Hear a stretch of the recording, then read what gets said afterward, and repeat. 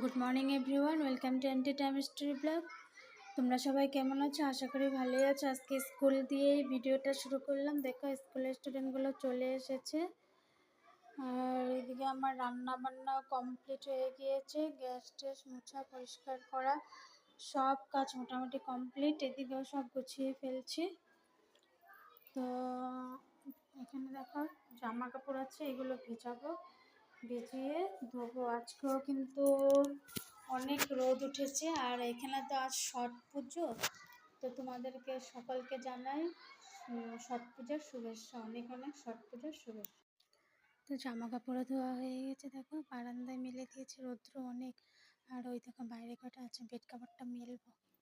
এই দেখো বেড কাভারটা এভাবে রেখে দিয়েছি, কারণ বেড কাভারটার থেকে জল পড়ছে, জলটা ঝরে নিক তারপরে মেলে দেবো।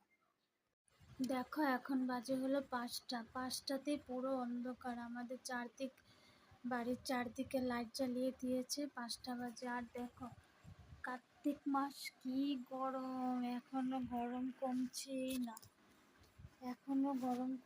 না, কবে যে গরম কমবে বলো? আগে কার্তিক মাসে ঠান্ডা পড়ে যেত, আর এখন দেখো এখনো ফ্যান চলছে। আজকে না কি যেন ছিল, দেখো প্রসাদ দিয়ে গেছে। আমি না বলতে পারছি না এটা কিসের প্রসাদ।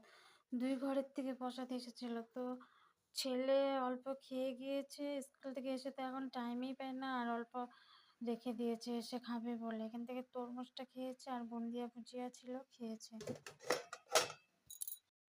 প্রসাদগুলো রেখেছিলাম ওর জন্য, দেখো ছেলের জন্য। দুপুরে স্কুল থেকে এসে খাওয়ার টাইম পাইনি, আমি বললাম এখন খেতে হবে না, ভাতটা খেয়ে যা। তার রাগের চোটে আর খেলোই না। এখন দেখো পড়তে বসছে।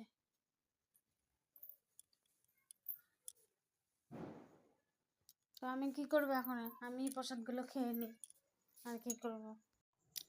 আমি এখন সবজি কেটে নেব সামনের দিনের জন্য, মানে আগামীকালের জন্য, মঙ্গলবারের জন্য। তো দেখো এখানে ফুলকপি নিয়ে নিয়েছি।